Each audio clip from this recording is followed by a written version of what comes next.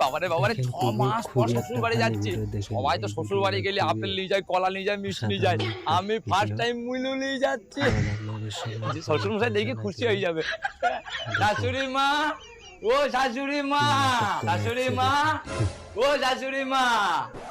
আরে শাশুড়ি মা কেমন আছে? আপনাদের জন্য আমাদের নিজের জমির মূল্য নিয়ে আইছে। এটা আবার কি মূল্য? মূল্য থেকে তো শাক পাতাই বেশি বেরিয়েছে। আরে শাশুড়ি মা, ওই শাক পাতা বেশি বেরিয়েছে তো কি হয়েছে? মূলোর ঝাঁজ কিন্তু ঠিকই আছে।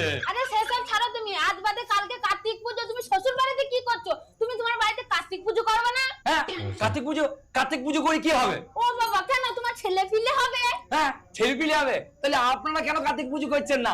আপনারা কার্তিক পুজো করে 2-4টি ছেলেপিলি নেন।